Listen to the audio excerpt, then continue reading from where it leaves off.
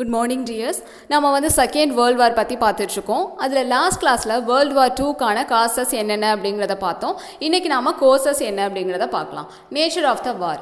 World war two was fought on two distinct fronts, Europe and Asia Pacific. இந்த second world war பார்த்திங்க அப்படின்னா மெயினாக ஒரு ரெண்டு பகுதிகளில் நடந்திருக்கு. ஒன்று வந்து யூரோப், இன்னொன்று வந்து Asia Pacific. In Europe the war was fought by the allies against Germany and Italy. So யூரோப்பில் அலைஸ் நேஷன்ஸ் எல்லாருமே சேர்ந்து ஜெர்மனி இட்டாலியவும் எதிர்த்தாங்க. அதே மாதிரி ஏஷியாவில் பார்த்தீங்க அப்படின்னா அலைஸ் எல்லாருமே சேர்ந்து ஜப்பானை வந்து எதிர்த்தாங்க. The two threats of the war will be discussed separately. So இதை பற்றி நம்ம வந்து தனித்தனியாக டிஸ்கஸ் பண்ணியாச்சு. The war in Europe also extended to North Africa which had been occupied by the Germany. So இந்த செகண்ட் வேர்ல்டு வார் வந்து எது வரைக்கும் எக்ஸ்டெண்ட் ஆயிருக்கு அப்படின்னு பார்த்தீங்கன்னா ஜெர்மனி ஆக்குபை பண்ணியிருந்த நார்த் ஆஃப்ரிக்கா வரைக்குமே எக்ஸ்டெண்ட் ஆயிருக்கு. World war two was a modern war. So இதை வந்து ஒரு நவீன போர் அப்படின்னு சொல்லியிருக்காங்க. எதனால் அப்படின்னு பார்த்தீங்கன்னா அட்வான்ஸ் டெக்னாலஜி நிறைய வந்து யூஸ் பண்ணியிருக்காங்க. such as tanks, submarines, battleships, aircraft, fighter planes and bomber planes. This involved a very large resource base since all this equipment needed to be manufactured. So இந்த மாதிரியான ரா மெட்டீரியல்ஸ் எல்லாம் manufacture பண்ணணும் அப்படின்னா so அவங்களுக்கு வந்து நிறைய செலவாயிருக்கு அப்படின்னு சொல்லியிருக்காங்க. There had to be the raw materials, manufacturing capacity and technical inputs to improve the military hardware. So அவங்களோட மிலிட்ரியை வந்து ஸ்ட்ரென்தன் பண்ணுறதுக்கு அவங்களுக்கு இந்த மாதிரியான அட்வான்ஸ் எக்யூப்மெண்ட்ஸ் எல்லாமே தேவைப்பட்டிருக்கு. ஸோ இதுக்காக அவங்க அதிகமாக செலவு பண்ணியிருக்காங்க. This was an expensive and prolonged war of attrition. So இதனால இதை வந்து ஒரு எக்ஸ்பென்சிவ் வார் அப்படின்னு சொல்கிறாங்க. Almost every foot of territory was fought for step by step so that the final capitulation of the axis power came more than a year. So பிகினிங்கில் பார்த்தீங்க அப்படின்னா வார் வந்து ஸ்டெப் பை ஸ்டெப்பாக தான் நடந்திருக்கு. ஸோ ஃபைனலாக அந்த ஆக்சஸ் பவரை வந்து இவங்களோட கண்ட்ரோலில் கொண்டு வரதுக்கு இவங்களுக்கு வந்து ஒரு 1 இயர் தேவைப்பட்டிருக்கு அப்படின்னு சொல்லியிருக்காங்க. Outbreak of the war. Britain and France declare war on Germany in September 1939. பிரிட்டனும் ஃப்ரான்ஸும் சேர்ந்து ஜெர்மனி மேலே போர் தொடுக்கலாம் அப்படின்னு 1939 வந்து டிசைட் பண்ணுறாங்க. ஸோ அதுக்கப்புறமா இந்த ஜெர்மனி கூட இட்டாலியும் ஜாயின் ஆகிருக்கிறாங்க. ஸோ ஃபைனலாக ஜப்பானும் ஜாயின் ஆகிருக்கிறாங்க. ஸோ இந்த ஜெர்மனி, இட்டாலி, ஜப்பான் ஸோ இவங்க 3 நேஷனையும் தான் வந்து நம்ம ஆக்சஸ் பவர்ஸ் அப்படின்னு சொல்கிறோம். There was a little action immediately after the declaration of the war. So war declare பண்ண உடனே அவங்க இமீடியட்டாக எந்த ஆக்ஷன்ஸும் எடுக்கல. ஸோ கொஞ்சம் கொஞ்சமாக தான் மூவ் பண்ணிட்டு இருக்காங்க. Britain had already begun to build up its military capabilities and all young men were considered for military duty. So பிரிட்டனில் பார்த்தீங்க அப்படின்னா ஏற்கனவே ஒரு ஸ்ட்ராங்கான மிலிட்ரி அவங்க கிட்ட இருக்குது. அது மட்டும் இல்லாமல் பிரிட்டனில் இருக்க யங்ஸ்டர்ஸ் எல்லாருமே இந்த மிலிட்ரியில் ஜாயின் பண்ண சொல்லி அவங்க ஃபோர்ஸ் பண்ணுறாங்க. The first years of the war were to be the time of spectacular success of the German army which occupied Denmark and Norway and later France. So பிகினிங்கில் பார்த்தீங்க அப்படின்னா வாரில் வந்து ஜெர்மனி தான் வின் பண்ணிட்டு இருக்காங்க. டென்மார்க், நார்வே, ஃப்ரான்ஸ் இது எல்லாத்தையுமே வந்து ஜெர்மனி வந்து ஆக்குபை பண்ணிட்டாங்க. By 1941 all of mainland Europe till the Russian frontier was under the Axis power. அது மட்டும் இல்லாமல் ரஷ்யா வரைக்குமே பார்த்தீங்க அப்படின்னா இவங்களோட ஜெர்மனோட கண்ட்ரோலில் தான் இருக்குது அப்படின்னு சொல்கிறாங்க. The German army followed a tactic of lightning strike to storm into various countries and overrun them. So Germany வந்து எந்த ஒரு மெத்தடை ஃபாலோ பண்ணுறாங்க அப்படின்னு பார்த்தீங்கன்னா லைட்னிங் ஸ்ட்ரைக், அதாவது சடனாக போயிட்டு அட்டாக் பண்ணுறது, அவங்களோட மின்னல் வேக தாக்குதல் அப்படின்னு சொல்கிறாங்க. அதை வந்து இந்த ஜெர்மனி ஃபாலோ பண்ணுறாங்க. The British Royal Navy continued to be the most powerful among the European naval forces and ensured that the seaborne invasion of Britain was not possible. யூரோப்பில் இருக்க எல்லா நேஷன்ஸையும் கம்பேர் பண்ணும்போது இந்த பிரிட்டனோட நேவி பார்த்தீங்க அப்படின்னா ரொம்ப ஸ்ட்ராங்காக இருக்குது. ஸோ நம்மளால் வந்து அவங்களோட நேவியை வந்து ஈஸியாக டிஃபீட் பண்ண முடியாது அப்படின்னு ஜெர்மனி நினைக்கிறாங்க. However, Britain depended the large-scale import of food, raw materials and industrial goods by sea from its empire, the US. ஆனால் பிரிட்டன் என்ன பண்ணுறாங்க அப்படின்னா அவங்களுக்கு தேவைப்படுற food, raw material, industrial goods இது எல்லாத்தையுமே வந்து யூஎஸ்லேருந்து இறக்குமதி பண்ணிட்டு இருக்காங்க. ஸோ நாம் வந்து அந்த இடத்த அட்டாக் பண்ணோம் அப்படின்னா இப்போ ஆட்டோமேட்டிக்காக பிரிட்டன் வந்து நம்மளோட கண்ட்ரோலில் வந்துடும் அப்படின்னு ஜெர்மன் நினச்சி அவங்களோட அந்த அட்லாண்டிக் ஓஷனை வந்து ஸ்டாப் பண்ணணும் அப்படின்னு நினைக்கிறாங்க. Then important events. டர்ன்கிக். In May 1940, more than 3 lakhs Britain and French soldiers were forced back to the beaches in Dunkirk. So டர்ன்கிக் பீச்சில் என்ன நடந்துச்சு அப்படின்னு பார்த்தீங்கன்னா பிரிட்டன் அண்ட் ஃப்ரான்ஸை சேர்ந்து ஒரு 3 லட்சம் சோல்ஜர்ஸ் வந்து அங்கே இருக்காங்க. They were under heavy fire. There was not all-out attack by the Germans of 3,38,000 men were rescued by the British by calling on all men who had boats or small ships. ஆனால் பார்த்தீங்க அப்படின்னா Germans கிட்டேருந்து ஒரு 3,38,000 பேரை வந்து காப்பாற்றிருக்காங்க. எப்படின்னு பார்த்தீங்கன்னா so யாரெல்லாம் வந்து சின்ன சின்ன போட்ஸ் அதாவது சின்ன சின்ன ஷிப்ஸ் வச்சுருக்காங்களோ ஸோ அவங்கள மட்டும் ஜெர்மன் கிட்டேருந்து எப்படியோ காப்பாற்றிட்டாங்க. The French soldiers form the nucleus of French army under the General de Gaulle. So இந்த ஃப்ரான்ஸ் என்ன பண்ணுறாங்க அப்படின்னு பார்த்தீங்கன்னா ஒரு நியூக்ளியஸ் ஆர்மி, அதாவது ஒரு சின்னதாக ஒரு ஆர்மி வந்து செட்டப் பண்ணுறாங்க. Britain would have found it difficult to regroup if so many of her soldiers had been lost at Turnkey. ஆனால் பிரிட்டிஷ் என்ன நினைக்கிறாங்க அப்படின்னா இதே மாதிரி இவ்வளோ சோல்ஜர்ஸ் இருக்குது, இன்னொரு குரூப்பை வந்து கேதர் பண்ணுறது ரொம்ப ஒரு கஷ்டம் அப்படின்னு சொல்கிறாங்க. Then Battle of Britain. By July 1940, it was heard that the Germans were planning to invade Britain. Britain என்ன நினைக்கிறாங்க அப்படின்னு பார்த்தீங்கன்னா ஜெர்மனி வந்து நம்மளை அட்டாக் பண்ணிடுவாங்களோ அப்படின்னு பிரிட்டனுக்கு ஒரு பயம் இருக்குது. Hitler wanted to force Britain to accept his proposal for peace by a prolonged airborne bombing campaign. So Hitler வந்து பிரிட்டனை வந்து வார்ன் பண்ணுறாங்க, எங்களோட ப்ரொப்போசல்ஸை நீங்கள் வந்து அக்செப்ட் பண்ணலை அப்படின்னா நாங்கள் வந்து அங்கே ஏர் பாம்பிங் பண்ணுவோம் அப்படின்னு சொல்கிறாங்க, அதாவது விமானம் மூலமாக குண்டு வீசுவோம் அப்படின்னு சொல்கிறாங்க. The German Air Force began to attack specific targets, especially the ports, airfield and industrial installations. இப்போ வந்து ஜெர்மனி என்ன பண்ணுறாங்க அப்படின்னு பார்த்தீங்கன்னா பிரிட்டனோட ஸ்பெஷலாக ஒரு சில பகுதிகளை மட்டும் அட்டாக் பண்ணுறாங்க, அதாவது அவங்களோட போர்ட்ஸ், ஏர்ஃபீல்ட், அதுக்கப்புறமா இண்டஸ்ட்ரீஸ், இந்த மாதிரி பகுதிகளை அட்டாக் பண்ணுறாங்க. In September 1940 London was bombed mercilessly an action known as the Blitz. அதுக்கப்புறமா பார்த்தீங்க அப்படின்னா லண்டனில் வந்து ரொம்ப கொடூரமாக பாம் வீசுகிறாங்க. By October 1940 night bombing raids on London and other industrial cities begin. So அதுக்கப்புறம் பார்த்தீங்க அப்படின்னா நைட் டைமில் பாம்பு போடுறதுக்கு ஆரம்பிச்சிடுறாங்க. இது வந்து மேஜராக பார்த்தீங்கன்னா லண்டன்லையும் அங்கே இருக்க இண்டஸ்ட்ரியல் சிட்டிஸ்லையும் வந்து அதிகமாக இந்த மாதிரியான ரைட்ஸ் நடந்திருக்கு. இந்த campaign fail because with the aid of newly develop and top secret device radar for detecting aircraft while still at distance the fighter planes of the Royal Air Force were able to inflict severe losses on the German bombers. So German வந்து இந்த மாதிரி ஒரு bomb blast பண்ணாலும் இதை வந்து Britain வந்து ஈஸியாக தடுத்துடுறாங்க. எப்படி அப்படின்னு பார்த்தீங்கன்னா ஸோ ஜெர்மனிலேருந்து வர அந்த பிளேன்ஸ் பார்த்தீங்கன்னா ரொம்ப தூரமாக வரும்போது இவங்க வந்து ரேடார் மூலமாக டிடெக்ட் பண்ணி அவங்கள வந்து ப்ரொடெக்ட் பண்ணிக்கிறாங்க. The raids stopped after October 1940. So அதுக்கப்புறமா பார்த்தீங்கன்னா இந்த ஏர் ரைட்ஸ் எல்லாம் வந்து ஸ்டாப் ஆயிடுச்சு. Salting the bravery of Royal Air Force, Churchill said in speech that never was so much owned by the so many so few. இப்போ வந்து Winston Churchill இவர் யாருன்னு பார்த்தீங்கன்னா பிரிட்டனோட பிரசிடென்ட். இவர் வந்து ஸ்பீச் கொடுக்கும்போது என்ன சொல்கிறாரு அப்படின்னு பார்த்தீங்கன்னா இப்போ பிரிட்டனை கம்பேர் பண்ணும்போது ஜெர்மனி வந்து ஒரு ஸ்மால் ஃபோர்ஸ் தான். ஸோ அதனால் இந்த மாதிரியான ஒரு சின்ன ஃபோர்ஸ்க்கெல்லாம் வந்து நம்ம கடமைப்பட வேண்டியதாக இருக்குது அப்படிங்கிற மாதிரி அவர் பேசுகிறாரு. The German dropped their plans to invade Britain because of the failure of the air battle. So அதுக்கப்புறமா ஜெர்மன் வந்து அவங்களோட இந்த ஏர் பாம்பிங்கை வந்து ஸ்டாப் பண்ணிடுறாங்க, ஏன்னா இந்த ஒரு டாக்டிக்ஸில் வந்து அவங்க தோற்று போனதுனால. Then Lend-Lease. President Roosevelt realized that the United States had to change its policy of isolation but could not intervene directly in the war in Europe because it was not politically feasible. So யூஎஸோட பிரசிடென்ட்டாக இருக்கவர் யாருன்னு பார்த்தீங்கன்னா Franklin Roosevelt. So அவர் என்ன நினைக்கிறாரு அப்படின்னு பார்த்தீங்கன்னா USA வந்து ஒரு isolation policy தான் follow பண்ணிட்டு இருக்காங்க, அதாவது வார் டைமில் வந்து இன்வால்வ் ஆகக்கூடாது அப்படிங்கிறதுல தான் வந்து அவங்க ரொம்ப ஸ்ட்ராங்காக இருக்காங்க. அப்படி வாரில் வந்து டேரெக்டாக இன்வால்வ் ஆகலை அப்படின்னாலும் ஸோ எந்த நேஷனுக்கு இடையில வார் நடந்துட்டுருக்கோ அவங்களுக்கு வந்து நம்ம மிலிட்ரி எக்யூப்மெண்ட்ஸ் அது மூலமாக வந்து ஹெல்ப் பண்ணலாம் அப்படின்னு நினைக்கிறாங்க. Arms, food, military equipment and other supplies were sent to Britain disguised as a loan. So இது மூலமாக வந்து பிரிட்டனுக்கு வந்து அமெரிக்கா வந்து லோன்லாம் நிறைய கொடுத்து அவங்களுக்கு வந்து ஹெல்ப் பண்ணுறாங்க. This augmented the resource of Britain to a great extent.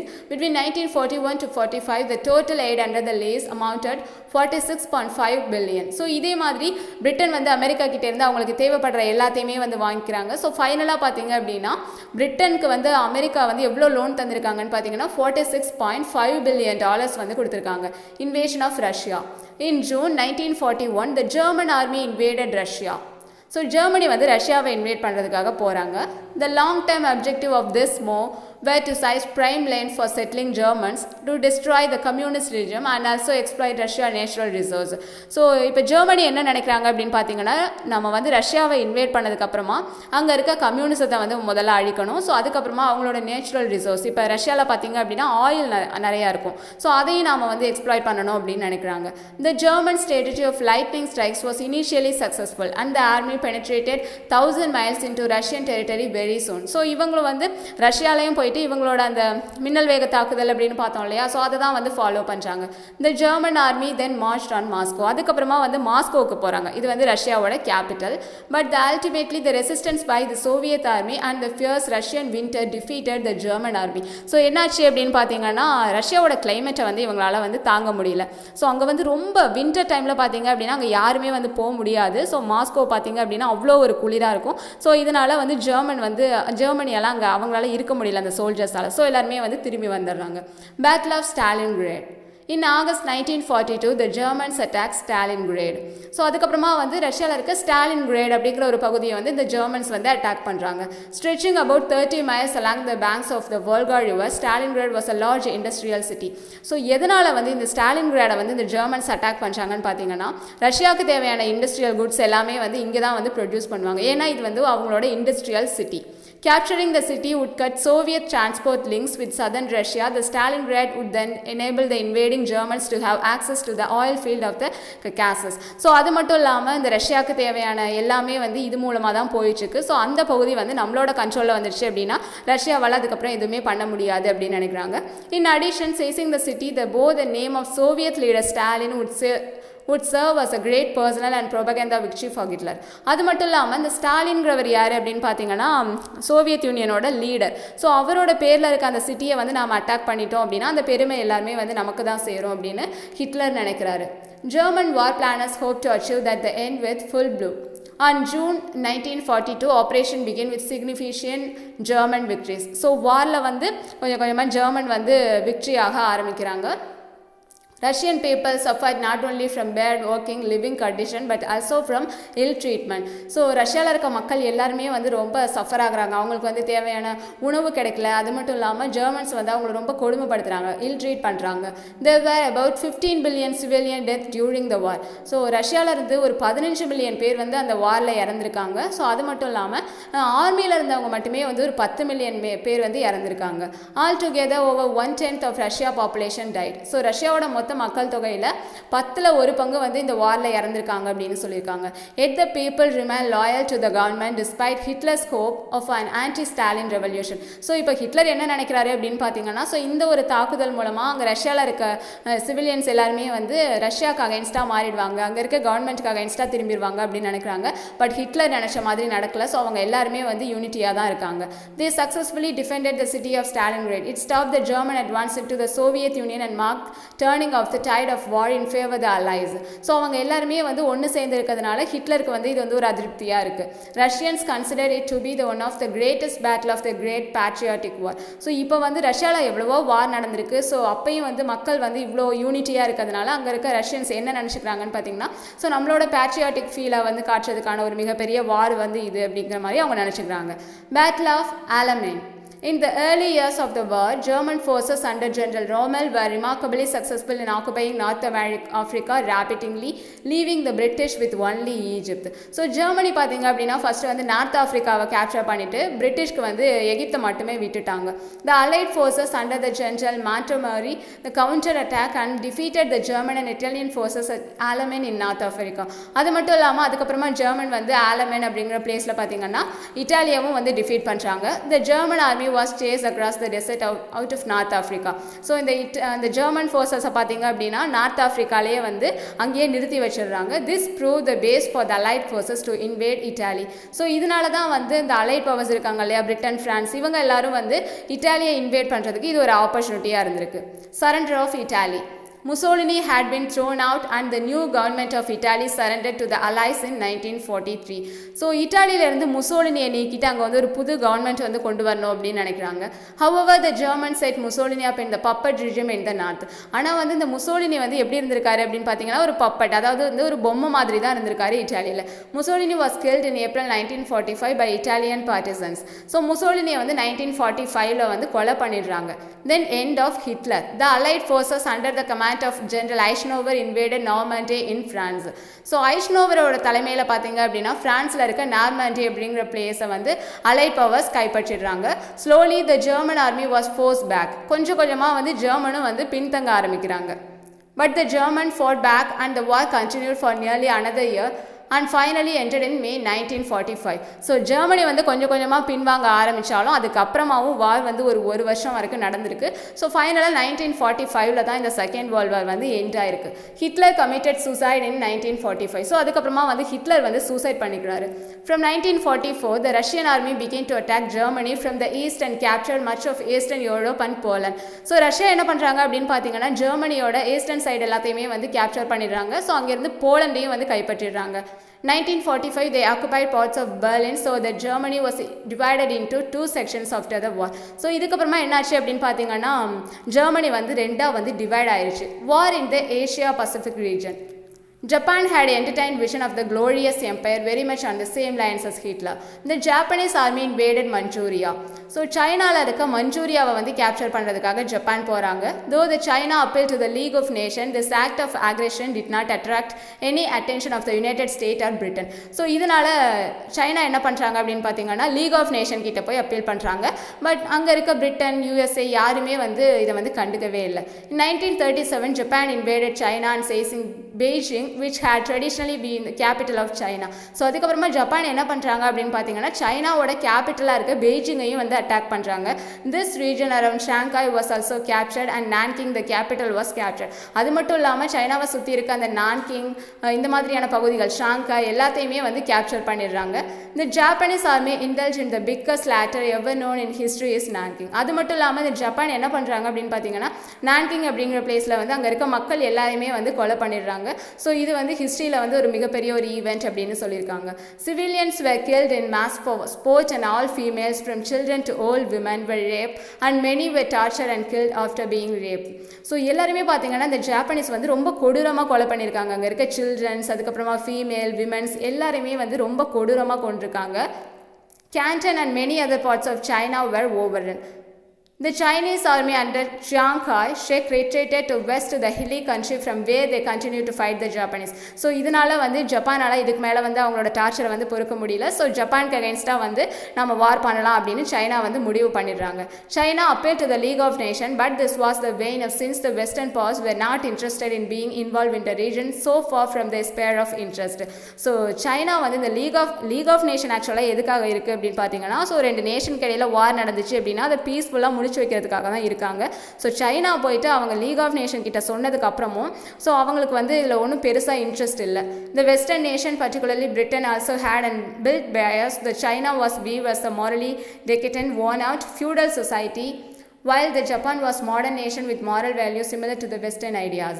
So என்ன நினைக்கிறாங்க அங்கே இருக்கவங்கலாம் அப்படின்னு பார்த்தீங்கன்னா ஸோ சைனா அப்படின்னு பார்த்தீங்கன்னா அவங்க வந்து அவ்வளோவா கல்ச்சுரல் பீப்புள் கிடையாது.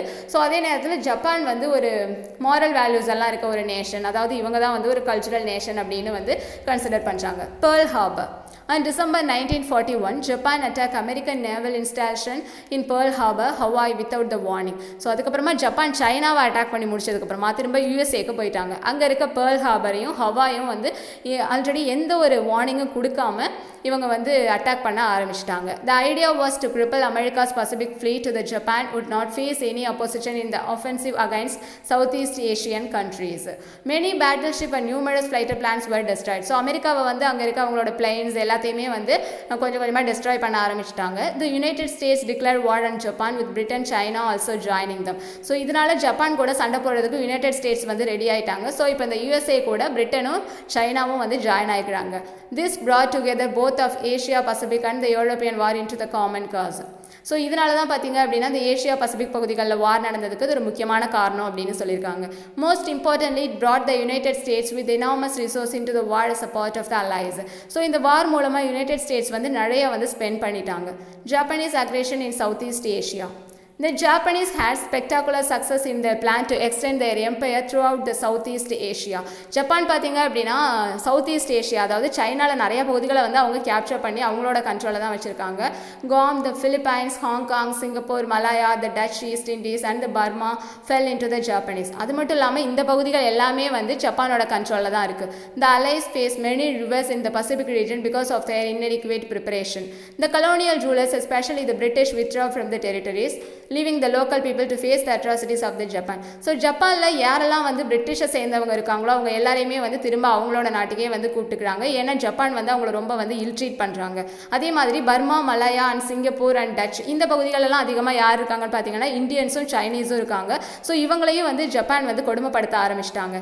Many Indians walk all the way from the Burma to the Indian border facing many hardships. So பார்த்தீங்க அங்கே இருக்க இந்தியன்ஸ் எல்லாம் பார்த்தீங்க அப்படின்னா நடந்தே வந்து திரும்பி வர ஆரம்பிச்சிட்டாங்க. ஏன்னா அவங்களால வந்து அந்த ஜாப்பனீஸோட டார்ச்சரை வந்து தாங்க முடியல. Many died of disease and exhaustion those who remained suffered under the Japanese. So அவங்க பார்த்தீங்க அப்படின்னா நிறைய பேர் வந்து நோய் வந்து எக்ஸாஷனால் நிறைய பேர் வந்து இறந்துருக்காங்க. Battle of Midway and the Battle of Guadalcanal. The US Navy defeated the Japanese Navy in the Battle of Midway, which turned the tide in favor of the Allies. USA பார்த்தீங்க அப்படின்னா ஜப்பானை வந்து ஒரு பேட்டில் ஆஃப் மிட்வே அப்படிங்கிற battle வந்து தோற்கடிச்சிடுறாங்க. The Battle of Guadalcanal in the Solomon Islands was combined offensive involving the army and the navy and lasted for several months. So இவங்களோட army navy எல்லாருமே சேர்ந்து ஜப்பானை வந்து எதிர்க்க ஆரம்பிச்சிட்டாங்க. ஸோ இது பார்த்தீங்க அப்படின்னா ஒரு நிறைய மாதம் வந்து இந்த பேட்டில் வந்து நடந்திருக்கு. Both were crushing defeats for Japanese. So எல்லாருமே வந்து ஜப்பானை க்ரஷ் பண்ணுறதுக்காக தான் இருக்காங்க. After this the American forces were able to retake the Philippines. So இதுக்கப்புறமா வந்து ஃபிலிப்பைன்ஸை வந்து ஜப்பான் கிட்டேருந்து யூஎஸ்ஏ வந்து திரும்ப மீட்டுட்டாங்க. Gradually the Japanese were thrown out most of their conquered territories. அது மட்டும் இல்லாமல் ஜப்பான் வந்து எந்தெந்த டெரிட்டரிஸ் எல்லாம் வந்து கான்குயர் பண்ணி வச்சிருந்தாங்களோ எல்லாத்தையுமே வந்து திரும்ப கொடுக்குறாங்க. In 1944 the combine British and Indian armies were able to push back the Japanese who attempt to invade the north east of India. So அது மட்டும் இல்லாமல் பிரிட்டனும் இந்தியாவும் ஒன்று சேர்ந்து இவங்களோட டெரிட்டரிஸ் எதெல்லாம் வந்து ஜப்பான் கிட்ட இருந்ததோ அது எல்லாத்தையுமே வந்து ரிட்டர்ன் பேக் பண்ண சொல்றாங்க. Then along with the Chinese they push the Japanese off Burma and liberated Malaya and Singapore. So அதுக்கப்புறமா இந்த சைனீஸ் என்ன பண்றாங்க அப்படின்னு பார்த்தீங்கன்னா ஜப்பானோட கண்ட்ரோல்ல இருந்த மலாயா அண்ட் சிங்கப்பூர் இதெல்லாமே வந்து லிபரேட் பண்ண சொல்றாங்க. Then Hiroshima and Nagasaki. As a top secret project using the latest scientific advances, the US developed an atomic bomb immensely more powerful than the conventional explosive. So ஃபைனலாக பார்த்தீங்க அப்படின்னா US என்ன பண்ணிட்டாங்க அப்படின்னா பாம் பிளாஸ்ட் பண்ணியிருக்காங்க. So இது வந்து அவங்களோட லேட்டஸ்ட் சயின்டிஃபிக் அட்வான்ஸ் அப்படின்னு சொல்லியிருக்காங்க. The Japanese general refused to surrender and finally the US dropped the atomic bomb on Hiroshima. ஜப்பானை வந்து வார்ன் பண்ணுறாங்க. USA என்ன சொல்கிறாங்க அப்படின்னா நீங்கள் வந்து எங்ககிட்ட சரண்டர் ஆகிடுங்க அப்படின்னு சொல்கிறாங்க. ஆனால் ஜப்பான் வந்து இவங்க சொல்கிறத கேட்கவே இல்லை. ஸோ அதனால தான் ஹிரோஷிமாங்கிற இடத்துல வந்து ஃபர்ஸ்ட் வந்து பாம் பிளாஸ்ட் பண்ணியிருக்காங்க. As the Japanese still refused to surrender, another atom bomb was dropped on Nagasaki. So அதுக்கப்புறமாவும் ஜப்பான் வந்து USA கிட்ட சரண்டர் ஆகவே இல்லை. ஸோ திரும்பவும் இன்னொரு பாம் போட்டிருக்காங்க. இது வந்து நாகசாகியில் போட்டிருக்காங்க. Japan ultimately announced surrender on 15th 1945 and formally signed the 2 September 1945 bringing an end to the World War II. So அதுக்கப்புறமா ரெண்டு இடத்துல பாம் போட்டதுக்கு அப்புறமா தான் ஜப்பான் வந்து USA கிட்ட சரண்டர் ஆயிருக்காங்க. தென் ஒரு ட்ரீட்டி சைன் பண்ணதுக்கப்புறமா இந்த செகண்ட் வேர்ல்ட் வார் வந்து எண்ட் ஆயிடுச்சு. The hardest long-term effect on the local population of the radiation from the atomic bombs were not clearly understood at the time. So Hiroshima and நாகசாகியில் போட்ட அந்த பாமோட effect பார்த்தீங்கன்னா இப்போ வரைக்கும் அங்கே இருக்குது. ஆனால் இதோட ரேடியேஷன் எந்த அளவுக்கு இருக்கும் அப்படிங்கிறது அப்போ இருந்தவங்களால வந்து ரியலைஸ் பண்ண முடியல. ஸோ இதுதான் வந்து செகண்ட் வேர்ல்ட் வாரோட கோர்சஸ். ஸோ இதுக்கப்புறமா அதோட எஃபெக்ட் என்ன அப்படிங்கிறத நாம் நெக்ஸ்ட் கிளாஸில் பார்க்கலாம்.